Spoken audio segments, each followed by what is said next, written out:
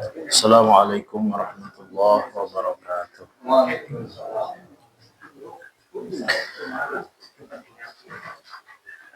Alhamdulillah hamdan katsiran thayyiban mubarakan fih kama yuhibbu rabbuna wa yardah. Wassalatu wassalamu ala sayyidina Muhammadin wa ala alihi wa ashabihi wa man tabi'ahum bi ihsanin ila yaumiddin. Asyhadu an la ilaha illallah wa asyhadu anna Muhammadan abduhu wa rasuluh. Allahumma salli ala sayyidina Muhammad wa ala ali sayyidina Muhammad. Allahumma iftah alaina futuhal arifin birahmatika ya arhamar rahimin. Rabbana zidna ilman warzuqna fahman. Subhanaka la ilma lana illa ma 'allamtana innaka antal alimul hakim. Puja dan puji tentunya kita panjatkan kepada kehadirat ilahi Rabbi, yaitu Allah Subhanahu wa taala yang telah memberikan kenikmatan sampai dengan hari ini.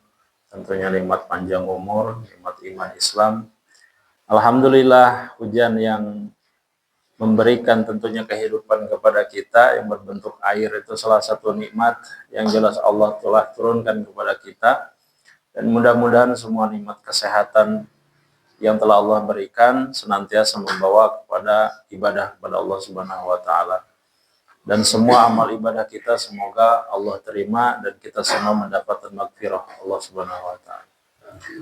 Salawat dan salam tentunya tak lupa semoga selalu tercurah limpahkan kepada junjungan kita Nabi besar Muhammad sallallahu alaihi wasallam, kepada keluarga, para sahabat, para tabi'in dan tak lupa seluruh umat yang mengikuti ajarannya termasuk kita semua. Mudah-mudahan mendapatkan syafaatul uzma.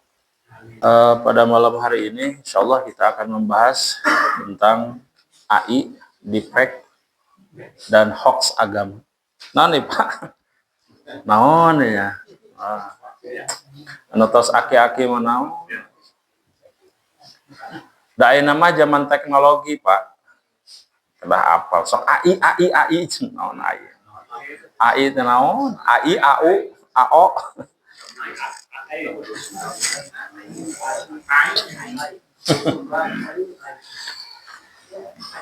Baik.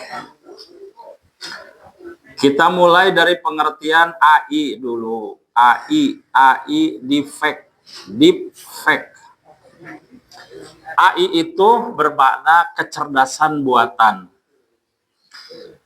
Sebetulnya yang namanya teknologi itu Pak, dari dulu itu menyerupai makhluk hidup.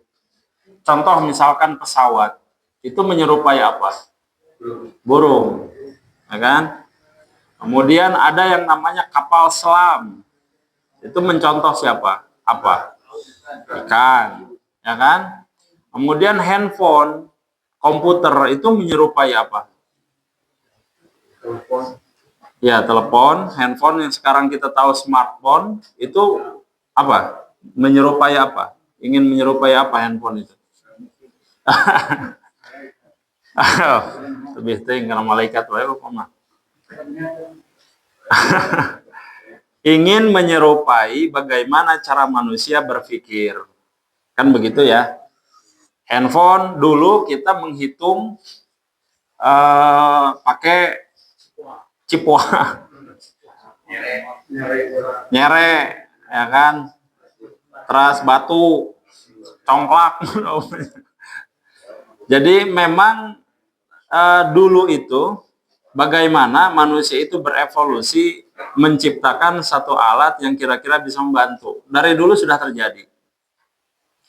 Nah, kemudian nanti berjalan seiring waktu bahwa perhitungan manusia yang terbatas ini kemudian menggunakan alat. Dulu namanya abakus. Kita tidak dapat abakus namanya ya. Sempoa. Nah, abakus ini dulu sudah digunakan di zaman peradaban kuno. Tetapi kemudian orang berpikir, begitu nanti ditemukan listrik, sudah mulai orang berpikir bagaimana komputasi perhitungan itu dilakukan oleh mesin. Muncullah kalkulator pertama. Kalkulator masih terbatas, karena harus dibawa-bawa, dan fungsinya cuma satu kalkulator saja. Seiring berjalannya waktu, digunakan apa namanya listrik itu untuk perhitungan yang jauh lebih kompleks, maka muncullah komputer. Dulu komputer mah seageng bumi, Pak, segede gini. Pertama kali muncul itu besar sekali komputer, Pak. Kemudian komputer ini akan seiring berjalannya waktu akan berubah fungsinya, secara ukuran akan mengecil, yang kemudian nanti singkat cerita ditemukan chip. Chip itu yang kecil-kecil. Ditemukannya namanya semikonduktor. Nah, semikonduktor itulah yang kemudian nanti menjadi chip-chip kecil yang tadinya besar kemudian menjadi kecil-kecil, gitu ya. Barangkali yang berhubungan dengan komputer dulu ada disket ya. Nah, sekarang udah nggak ada kan? Itulah. Ada disket, ada CD-ROM. Kami kapungkur orang nyetel-nyetel naon, muamar umpama. CD pertama tina kaset pita kan? Pita ada ta. Terus karena CD. Ya kan? Terus karena DVD. Leungit ayeuna.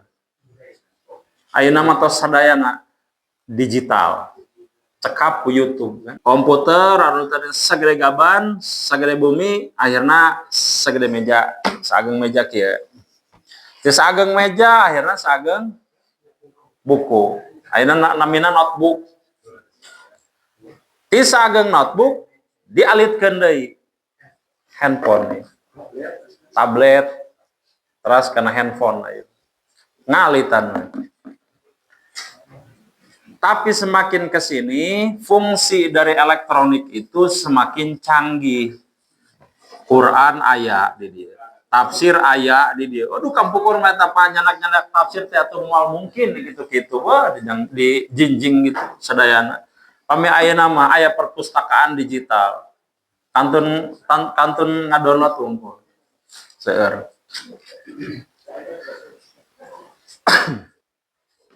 Nah, yang paling terbaru, Pak, bagaimana ini sudah tercipta nih komputer. Ini sebetulnya komputer nih. Smartphone ini komputer, Pak. Dalam versi minimalis. Bagaimana caranya komputer ini bisa melakukan berpikir seperti layaknya manusia? Maka dibuatlah namanya AI. Kecerdasan buatan. Kalau kita misalkan nih Pak, ada ini nih. Ada air kopi, ada air teh umpama, terus ada air maksum nih. Kita ini pinginnya air bening, air maksum ini, tapi ada 3 pilihan. Mesin itu tidak mengenali, Pak. Bagaimana mereka mengenali orang mesin?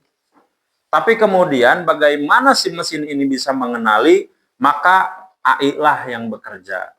Jadi AI itu adalah sebuah sistem yang kecerdasannya itu dibuat oleh manusia supaya berpikir seperti manusia, komputer itu. Yang paling mudah dipahami adalah seperti robot itu, Pak. Sekarang robot itu persis seperti manusia. Sudah dibuat sedemikian rupa semirip mungkin. Dari geraknya, ada yang ngedipnya sudah sama. Kalau kita ajak ngobrol seperti ini sudah bisa nyambung. Luar biasa, itu AI itu Pak yang bermain.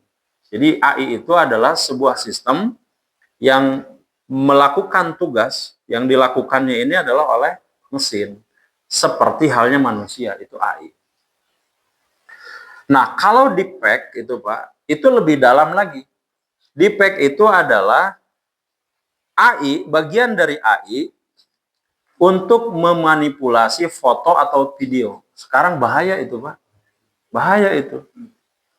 Abi misalkan sarang saha, tiba-tiba siganu duaan gitu. Ainu pelukan, ainu sanes gitu macam-macam. Dan itu bisa dilakukan hanya dengan perintah.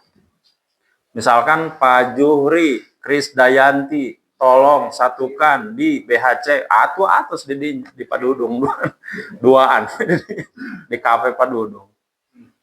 Padahal mah sama sekali berbeda tempat, berbeda orang, berbeda waktu, tapi bisa satu. Itu namanya deepfake. Bisa berbentuk video, bisa berbentuk gambar, bisa berbentuk teks. Apapun itu sekarang bisa dimanipulasi. Pernah mendengar sabda Nabi SAW? Di akhir zaman tidak akan pernah terjadi nih Pak. kiamat itu sampai kemudian bertebaranlah fitnah. Ini zamannya, Pak. Harus ingat kita itu, Pak. Berarti ini sudah di ujung. Yang mengatakan ini bukan ulama, bukan ustadz, Nabi langsung membuatnya. Kiamat itu tidak akan pernah terjadi sampai kemudian pasar semakin dekat. Ya. Jelas e-commerce, Tokopedia, Shopee dan lain sebagainya sudah ada di sini. Sedekat ini, Pak, pasar ke kita. Dulu mah kita nggak kebayang kumaha carana, Pak. Pasar setiap juru, di tiap juru tiap bumi, kebayang Pak kapungkur. Tapi begitu muncul teknologi baru kita kebayang, oh, ini berarti akhir zaman itu, Pak. Yang keduanya kata Nabi tidak akan pernah terjadi kiamat sampai kemudian fitnah merajalela. Di mana-mana fitnah. Ini kita sekarang sudah tidak bisa membedakan, susah sekali mana benar mana salah. Susah sekali. Ini video benar apa salah? Benar apa salah? Kita nggak pernah tahu. Maka salah satu kajian saya di kampus saat ini adalah bagaimana nanti mengidentifikasi apakah video, kemudian teks, gambar ini asli atau palsu. Ini memang kajian saya di kampus, Pak. Dan salah satu yang nantinya akan jadi penelitian. Gitu. Jadi bisa menentukan nanti ini asli atau palsu. Itu defect ya. Kemudian yang ketiga adalah hoax. Hoax juga sama, ini barengan kan. Hoax ini akhirnya saat ini itu seperti tidak ada filter. Pokoknya mau pemain ngirim di grup, berulang kali dikirim. Kan? Dikirim berulang kali, berarti seberapa kali kan Pak. Bagaimana kita memfilter itu Pak? Gampang atau susah coba? Iya kalau informasinya benar. Kalau enggak, kan ayat informasi 10 tahun ke tukang masih kena dikirim kan. Macam-macam. Bagaimana memfilternya itu? Dan nggak ada filterisasinya. Susah kan? Yang jadi masalah bagaimana kalau yang dikirim itu satu keterangan, satu hadis, satu ayat Al-Quran yang ternyata itu palsu. Ayo, gimana coba? Misalkan. Apalagi pas kampanye itu kan saya kan kampanye ya. Misalkan diharamkan memilih calon umpama ini dalilnya ini dari umpama apa gitu, tiba-tiba dipahami oleh masyarakat benar gimana, akhirnya nggak memilih padahal fitnah yang disebut dengan kampanye hitam itu yang berbau sara, berbau agama. Susah itu Pak, susah. Black campaign. Sampai situ dulu ya. Nah, yang keduanya adalah ini banyak problematika saat ini yang terjadi dalam perspektif agama Islam. Yang pertama adalah kebohongan dan fitnah itu merajalela. Jadi saran saya, kalau nanti dapat informasi apapun, di cross check dulu.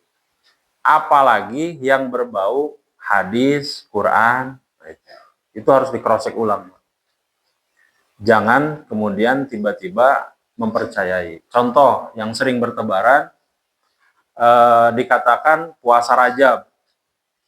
Puasa Rajab tuh Pak, itu banyak tuh yang mengirimkan hadis-hadis palsu. Banyak. Yang keduanya, ketika kebohongan ini merajalela, justru nanti yang benar diabaikan.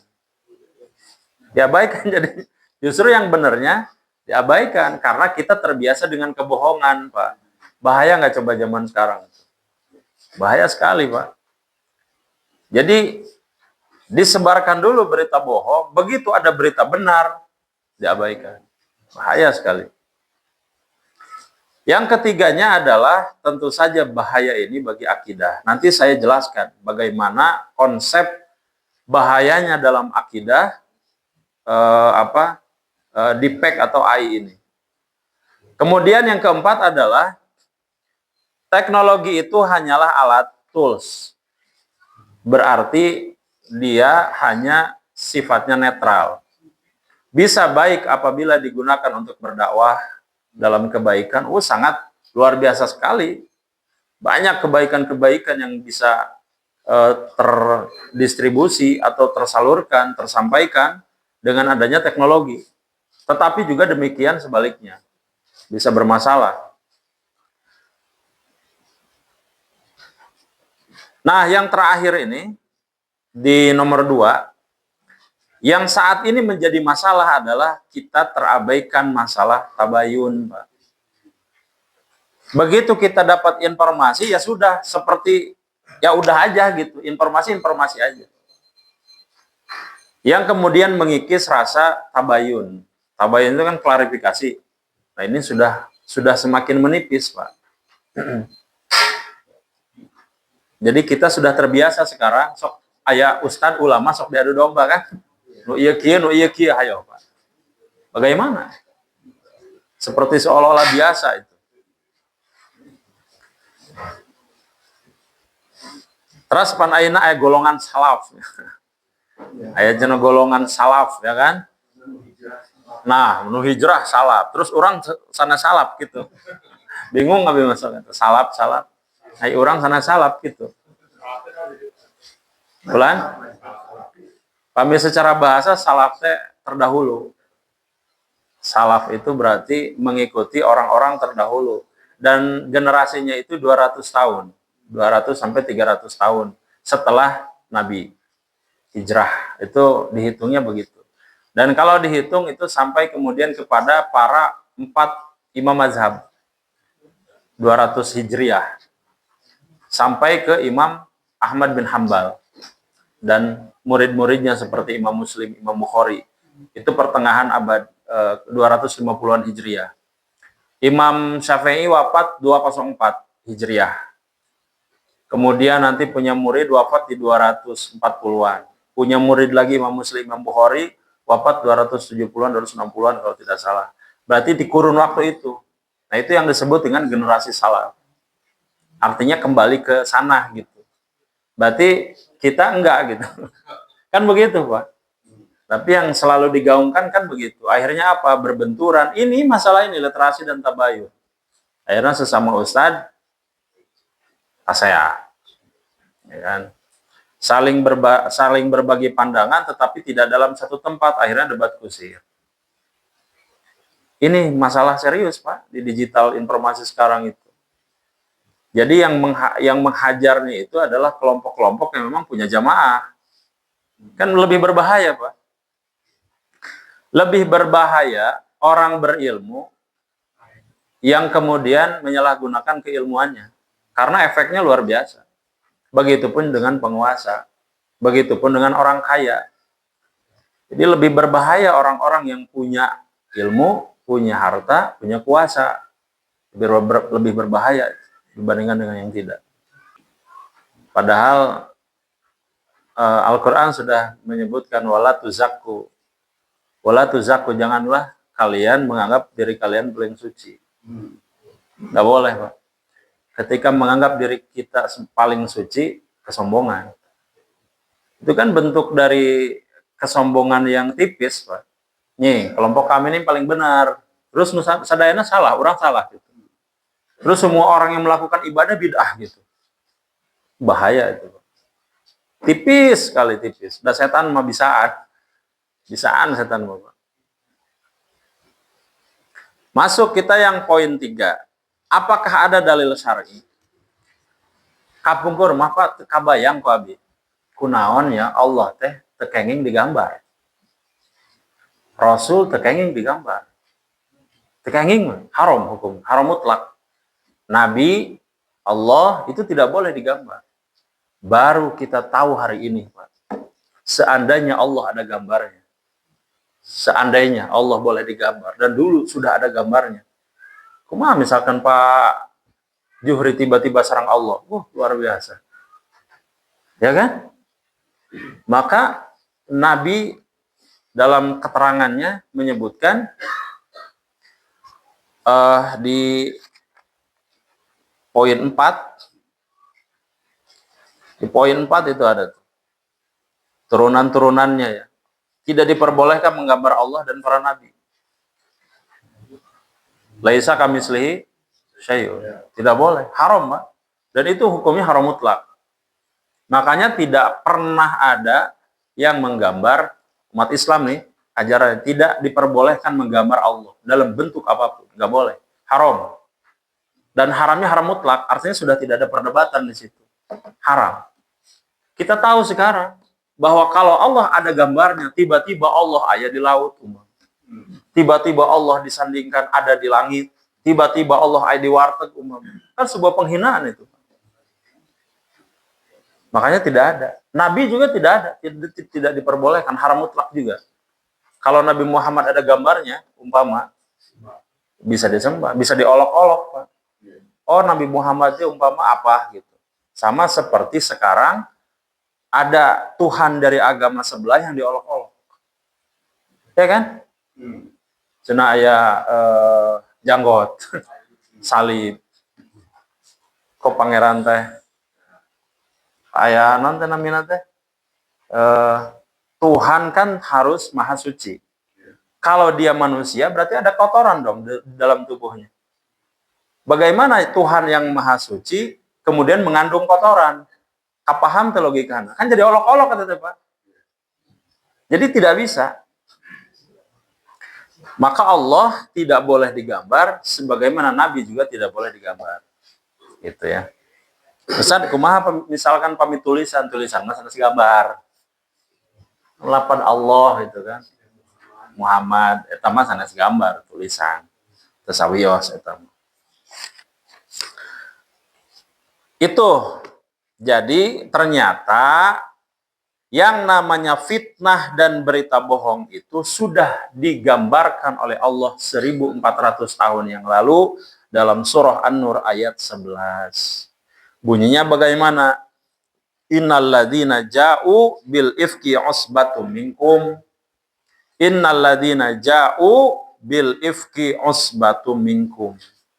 Sesungguhnya orang-orang yang membawa berita bohong itu berarti sudah digambarkan dari dulu. Yang membawa berita bohong itu adalah segolongan dari kamu sendiri. Jadi memang di antara kita sendiri ini yang mengirim-ngirimkan itu WA itu, Pak. Black campaign itu. Di mana sumbernya kirim, share tadi filter deui. Ada tesawios anu teh biasa orang ngaramekeun. Tapi bilih gitu aya informasi terkait hadis, terkait Quran yang tidak diverifikasi lah.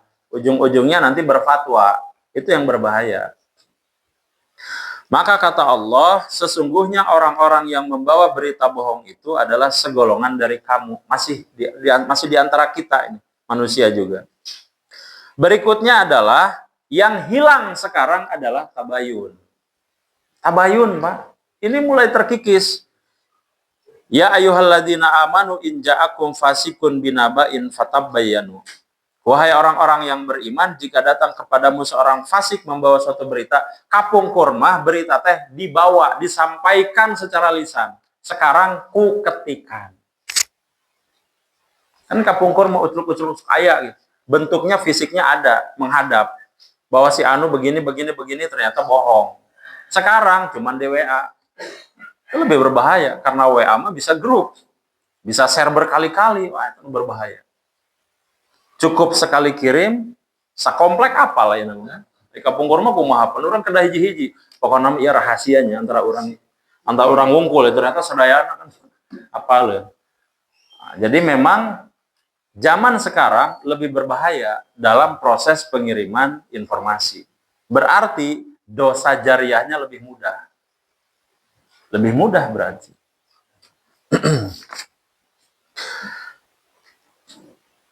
Kemudian dalam kaitan dengan pembahasan ini, ternyata Nabi juga sudah menyampaikan jauh-jauh hari. Nubuatnya, Pak. Man ghasyana falaisa minna. Ini yang ngeri ini. Barang siapa menipu kami, maka ia bukan termasuk golongan kami. Kalau kita belajar ilmu hadis, kita sering baca di atas buletin ini, dakwah di atasnya sudah saya tulis. Barang siapa yang menyampaikan satu informasi atas nama Nabi padahal bukan, maka dia sesungguhnya sudah memesan satu tiket di neraka. Bayangkan, Pak, informasi disampaikan berulang-ulang, ternyata informasi itu keliru, menyampaikan, misalkan menuliskan kata Nabi, sabda Nabi ternyata bukan, maka falaisa minni, dia bukan termasuk golongan kami. Ngeri ini, Pak. Padahal kita nanti di akhirat ingin diakui Nabi, ingin sekali diakui Nabi. Tapi tiba-tiba pada saat kita banyak mengirimkan informasi-informasi palsu, kemudian kata Nabi, falaisa minna, dia bukan golongan dari umat kami. Wah, ngeri ini, Pak. Aina mah ayata, nu QRIS hati-hati kan. QRIS aya nu jago pisan ngedit QRIS teh. Sudah ya, sudah ditransfer aya buktina 10 juta. Kan seueur tah, Pak. Aya teh ku AI eta diedit. Kantun di eta edit tanggal ya kan nominal. Entos segitu.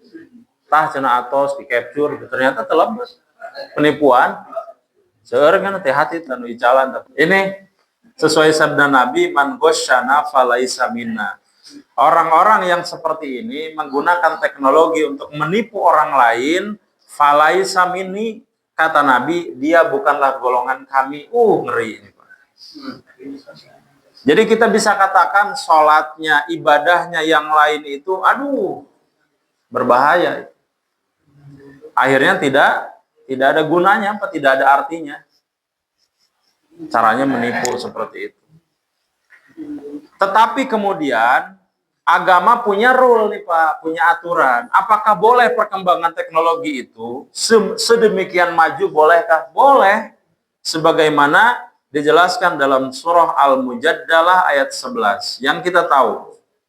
Dan ini masyhur sekali. Yarfa'illahul ladzina amanu minkum walladzina utul ilma darajat. Cari ilmu itu harus dicari sebanyak-banyaknya, dicari setinggi-tingginya. Gitu, karena memang ilmu itu alat, yang bermasalah adalah orangnya. Begitu. Cari, kenapa tidak? Baik ilmu dunia maupun ilmu akhirat. Sekarang pertanyaannya, Ustadz, mana dulu yang didahulukan? Apakah akhirat dulu atau dunia dulu? Kalau akhirat mana dalilnya, kalau agama mana dalilnya? Dalam surah Al-Mujaddalah ayat 11 dikatakan yarfa'illahul ladzina amanu dulu baru utul ilma. Tuh, yang di poin 3 di ayat tentang pentingnya ilmu dan kemajuan. Poin 3 di halaman 2 ayat tentang pentingnya ilmu dan kemajuan. Pami ayat nu nyandak pulpen di garis bawahi bahwa di ayat ini amanu didahulukan, artinya beriman dulu, akhirat dulu didahulukan, baru kemudian utul ilma. Urutannya adalah akhirat dulu, baru kemudian ilmu dunia. Itu pentingnya tuh memahami struktur kalimat dalam bahasa Arab, itu pentingnya begitu, nggak sembarangan. Maka coba nih sekarang anak-anak kita, putra-putri kita, kira-kira mana yang didahulukan? Itu jadi bahan evaluasi buat kita semua. Mana yang kita dahulukan duluan ini? Apakah yang agamanya dulu? Atau akhirat atau dunianya dulu? Mana yang didahulukan? Tong sekolah penting, Pak. Sekolah penting. Tapi pami teu tiasa ngadoa-doa acan ieu. Pami orang jaga teu aya. Terus ngantunkeun, sahanu bade ngadoakeun. Masa bade ngadoakeun Allahumma barik lana umur. Ngadoakeun sepuhna Allahumma barik lana fima razaqtana wa qina adzabannar. Atanapi anu tos familiar Allahumma lakasumtu wa bika amantu ala rizqika atur. Birahmatika ya arhamar rahimin. Eta we doana. Harus jadi bahan evaluasi kita, Pak. Ini anak-anak kita, putra-putri kita ini berdoanya untuk kita minimal itu bisa atau enggak, sholatnya 5 waktu dijaga atau tidak, puasanya bagaimana, hubungannya dengan yang lain bagaimana, dengan keluarga, sesama tetangga, sesama teman bagaimana, itu harus diperhatikan. Tutur katanya juga bagaimana, akhlaknya bagaimana, betul-betul, Pak. Maka kemudian agama memerintahkan amanu dulu baru utul ilma. Penting, Pak, penting. Kemudian juga nanti pada saat mencari jodoh atau dicari jodohnya. Kan kalau perempuan barangkali dicari ya. Kalau laki-laki mencari, namanya begitu. Nah, sekarang kalau misalkan laki-laki mencari perempuan, mencari calon istri, kan yang dikuatkan pertama apa? Dari 4 hal itu. Agama kan? Lagi-lagi agamanya. Lagi-lagi agamanya. Jadi agama ini penting sekali dalam kehidupan. Maka didahulukan sebelum dunia. Gitu. Jadi ilmu teknologi itu sangat penting dikuasai, tetapi jangan lupakan agamamu. Ieu mah seueur sok gagah di teknologi nate. Tapi agamana bodong. Itu. Nah, untung Nabi mata masantren ongkoh S2 ongkoh di teknologi gitu. Emang kedah gitu. Kedah gitu, Pak. Teras. Allah Subhanahu wa taala sudah jauh-jauh hari mengatakan tidak boleh menggambar aku dengan apapun diserupakan. Enggak boleh. Dan hukumnya haram. Kemudian Nabi juga demikian. Nabi juga tidak boleh diserupakan, digambar dengan apapun. Yang diserupakan itu harusnya akhlaknya. Apakah ada dalilnya? Yang bisa kita tengok di surah yang biasa kita dengar tuh. Di surah Al-Ahzab ya. Laqad kana lakum fi Rasulillahi uswatun hasanah.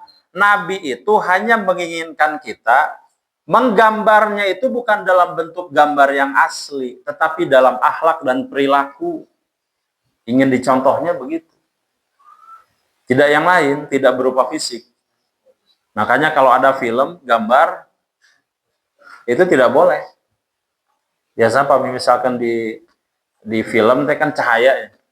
Kalau cahaya masih diperbolehkan karena tidak berbentuk kan. Tapi kalau Allah dengan cahaya pun tidak boleh karena cahaya adalah makhluk Allah.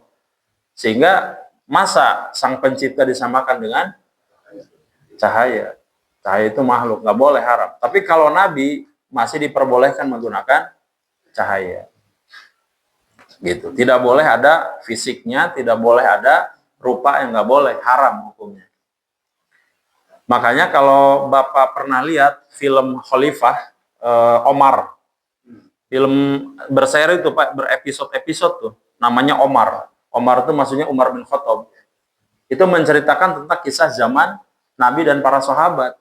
Biasanya diputar di bulan puasa. Itu lumayan bagus memang. Jadi yang kita pahami di surah Nabawiyah kemudian difilmkan, jadi lebih visual. Tapi itu dulu sempat kontroversi, Pak. Karena sahabat sendiri apakah diperbolehkan diperankan gitu, diperankan oleh orang lain. Itu dulu sempat jadi perdebatan, tapi akhirnya bisa tayang karena mengingat maslahatnya itu jauh lebih banyak untuk mengingatkan visualisasi generasi muda akhirnya. Akhirnya rilis film itu, Pak. Tapi catatannya nabinya di cahaya, jadi cahaya, nggak boleh gitu. Itu masih diperdebatkan dulu. Baik, kita lanjut ya sedikit lagi. Kemudian ada hadis tentang haram menggambar makhluk yang bernyawa. Makhluk yang bernyawa itu berarti tekenge ngegambar manusia, jalmi. Terus makhluk-makhluk sanes, hewan, hayam, manuk. Kenapa Pak? Itu sama. Itu yang kenapa? Ya, kalau foto bukan gambar ya. Ini melukis maksudnya. Ya, asal tidak. Nanti penjelasan ulama nih. Larangan ini ulama menafsirkan tentang hadis ini ya. Ini ada kaitannya juga, Pak. Kenapa menggambar itu jadi haram? Karena takut kebablasan. Kebablasan, Pak.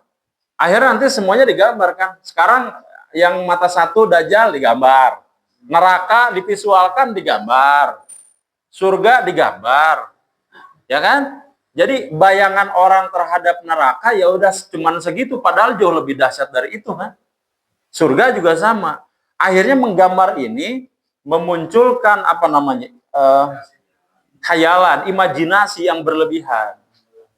Gitu. Nah ini ulama menafsirkan begini.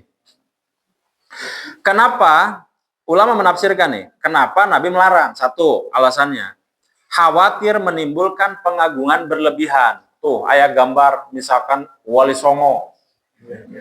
Ya kan? Syekh Abdul Qadir Jalani. Seandainya, Pak, ini seandainya saja. Seandainya ada foto Nabi. Seandainya ada foto Nabi, itu gambar Nabi.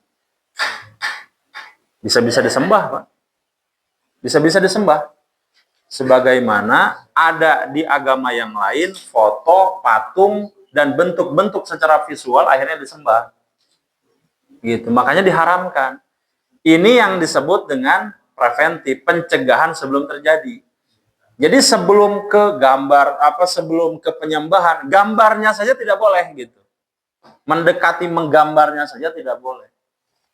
Apalagi nanti membuat visualnya dalam bentuk patung, dalam bentuk orang, itu lebih parah.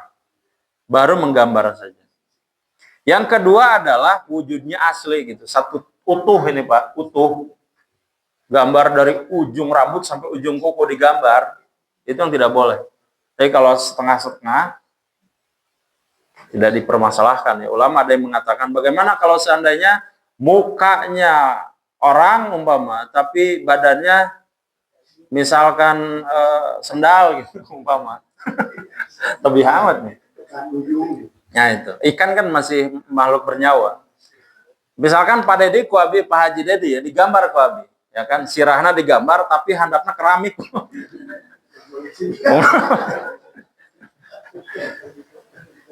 Masih diperbolehkan gitu Pak. Masih diperbolehkan. Pan aina mah sok karikatur kan Pak.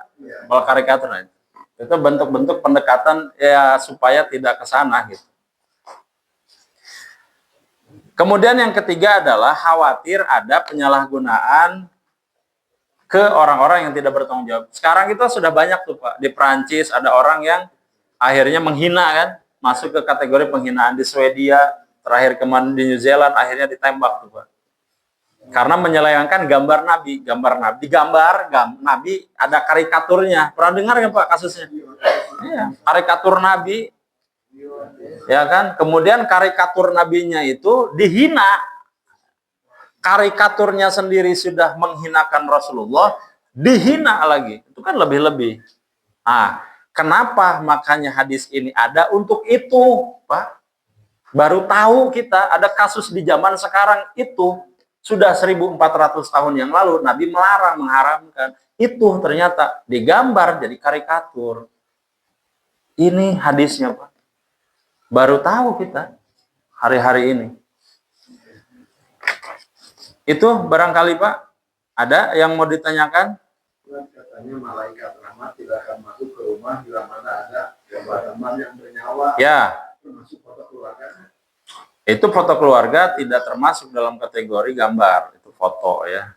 Saya bacakan hadisnya itu dari hadis riwayat Imam Ahmad ya. Innal malaikata, sesungguhnya malaikat itu la tadkhulu baitan, tidak akan masuk ke rumah seseorang fihi ya, di dalamnya itu ada namanya kalbun, satu anjing. Pembayan miara anjing tah. Balik deui tah. Malaikat teh Pak. Tong ning malaikat urang gesieun. Aing ngagonggong. Urang gesieun mau malaikat. Asa itu teh apa tah? Mesti ngaletak. Wala suaratun, yang juga di dalamnya adalah gambar makhluk bernyawa. Gambar makhluk bernyawa, gambar. Ya, maung Bandung, Siliwangi, maung putih. Lauk, kena ya sok lauk koi itu apel koi kan. Wah, hah? Ya, jenglot, sok aya di bumi jenglot. Pokoknya mah kieu lah. Nu aya di bumi urang teh entong nu kararitu Quran tah. Hasilna masa enggak. Berarti wayang syar'inya. Ya, wayang sari. Maksudnya teh Pak, entong mengalihkan dunia kita dari sesuatu yang mengingat Allah. Intinya begitulah Nabi mah. Jangan sampai gitu. Pami misalkan kan, kurang makan visual Pak. Pami anu ditinggali ku orang begitu lebat ke bumi ya kan, masuk rumah ya. Anu ditinggali ku orang misalkan lauk atau emut karena lauk ya Pak. Ya, sholat emut karena lauk. Terus misalkan sujud emut karena lauk. Dan anu ditinggali itu tiap dinten teh lauk. Bagaimana kalau seandainya itu hilang, yang ada ia rak buku eta jejeran Quran sadayana. Luar biasa. Emut orang anak Quran, karena tadarus. Padahal mah tadarus mah henteu. Emut unggul. Baca tara, dugi ka debuan kan? Tuh. Maksud sederhana agama mah jangan sampai apa yang kita lihat, apa yang kita ingat di luar dari hal-hal syariat. Maksudnya begitu, sesederhana itu. Teras ya, lebih jauh Pak. Orang ya gaduh umpama keris, kedah di pandian cenah. Cek abi teh bade sigana bade ngapel. Mandi kembangnya Pak aslina kan, nu gaduh keris kedah di mandi kembangan cenah. Wah, macam-macam cek abi.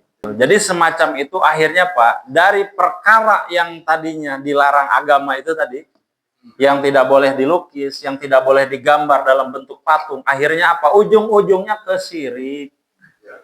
Kadinya. Ujung-ujungnya kayak eta mah imah eta can aya penungguna kulantaran naon aya patungan jadi payuna teh singa. Patung singa. Aya we cenah penungguna, akhirnya jadi angker teh si bumi. Gitu urang mah. Maka tidak diperbolehkan adanya makhluk menggambar makhluk yang bernyawa di rumah. Tos kosongan we Pak anu ayeuna aya kosongan. Tah sia kitu teh gambarna entah Ka'bah. Tos kitu we lah urang. Bismillah. Yang pertama adalah gambar-gambar seperti kartun itu termasuk sebetulnya kategori.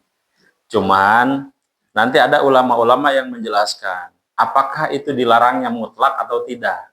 Kalau tadi menggambar Allah dan Rasul, para nabi, itu haramnya mutlak. Karena sudah tidak ada perdebatan. Semua sepakat tidak boleh, haram hukum. Tapi bagaimana dengan gambar-gambar makhluk bernyawa ini? Itu masih banyak pembahasan. Bagaimana kalau untuk pembelajaran? Ya kan? Bagaimana kalau seandainya digunakan tidak untuk dalam versi akidah? Ya, tidak dipajang untuk sebagai penghormatan, pengagungan kepada sesuatu. Umpama. Di agama yang lain, monyet disembah. Ya, sapi disembah. Jadi Hanoman ya. Terus kobra disembah. Di agama Nusanes ya.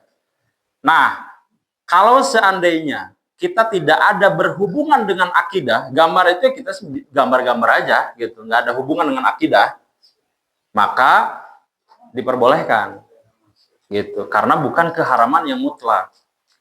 Tetapi sebaiknya jangan gitu, maksudnya sebaiknya jangan. Tapi kalau untuk pembelajaran nggak ada soal. Pengenalan ini misalkan ini hewan ini kan sama sekali tidak ada hubungan dengan akidah ya. Tapi bayangkan pada agama lain, ini dewa kita, dewa disebut nanti Pak, bukan sebagai pengenalan terhadap binatang, umpama justru pengenalan terhadap dewa-dewa. Karena itu berbeda hubungan dengan akidah. Maka di sini diharamkan. Ya. Jadi untuk hal ini ada ulama yang memang keras tidak boleh, ada yang masih longgar gitu. Nah, barangkali yang longgar itu yang bisa kita ambil pendapatnya. Kemudian AI itu Pak, itu memang diperuntukkan tadi untuk secara netral. Dia alat saja, digunakan kebaikan bagus sekali, cepat sekali memang kebaikan itu cepat menular, cepat menyebar, gitu kan? Tapi juga sebaliknya, kalau dia digunakan untuk hal yang buruk, maka juga sangat cepat. Kalau misalkan Bapak ngetikkan informasi, misalkan cara sekalinya baik Bapak. Cara misalkan mengambil uang di keropak masjid, ada aja bisa aja ada yang menjawab Pak. Itu di ATM, ayah Pak. Gitu. Langkah-langkahnya dia kasih nanti ada. Dan itu kan sesuatu hal yang saat ini tuh lumrah aja. Apa yang kita mau cari udah ada gitu. Sekarang kan banyak inspirasi-inspirasi pembunuhan itu dimulai dari mereka googling kan. Nyari dulu di Google. Terus ayat tutorial, Pak. Ayah kan ya, tutorial maling motor kan ayat terus ayah enak. Hanya butuh 5 detik saja. Oh, tinggal kan dia. Kan eta diturutan, Bapak.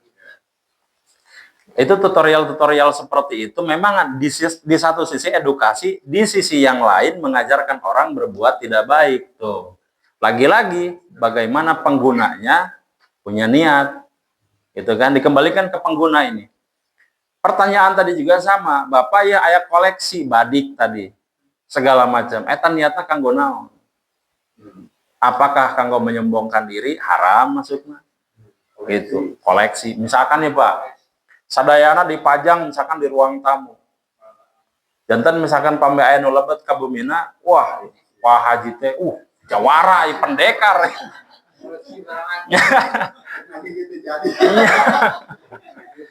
Takut sieun teh Pak Haji ningali golok sadayana umpama. Terbersit hati sombong maka berarti haram itu. Tapi kalau untuk ya nanti kalau butuh misalkan kanggo mencit naon ya aman aja. Kurban. Gitu. Kan kemarin ada yang beli untuk korban berapa juta, Pak? 7. Bukan, yang golok yang sempat beli yang mahal kan ya? 6 juta tuh. Nah, itu kan memang ada fungsinya gitu kan, supaya penyembelihan juga sempurna. Tidak ada soal itu. Tapi misalkan kanggo di pandian itu tentu keliru tuh, Pak. Koleksi mainan. Nah, ingat begini, ini rumus sederhananya, Pak. Garis bawahnya begini. Kita mengenal sudah yang dulu-dulu mengenal istilah lago. Pernah dengar? Lago. Taroskeun wae nama kieu. Ieu urang gaduh ieu, gaduh ieu, gaduh ieu, gaduh ieu. Kira-kira manfaat tidak? Gitu aja. Kita punya ini, barang ini, punya barang ini banyak. Tanyain aja ke diri sendiri. Ini manfaat nggak? Ini manfaat nggak? Ini manfaat nggak? Ini mubazir.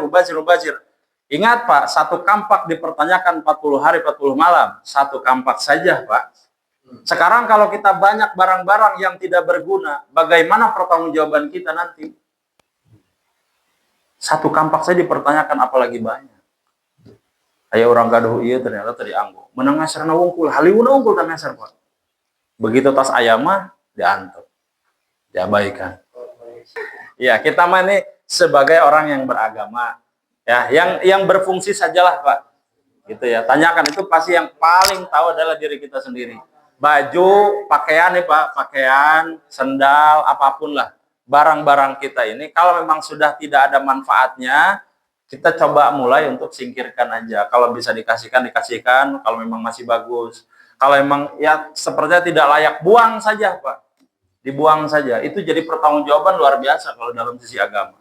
Ya. Kenapa, Pak? Ya, kalau masih kira-kira bagus, kalau memang ada yang mau dipersilahkan aja diambil gitu. Seininya aja kita mah, seperlunya aja. Ya. Baik, itu saja barangkali, Pak. Mudah-mudahan malam hari ini ada manfaatnya. Insya Allah nanti kita sambung di minggu depan. Insya Allah dengan materi yang berbeda. Akhirul kalam. Assalamualaikum warahmatullahi wabarakatuh.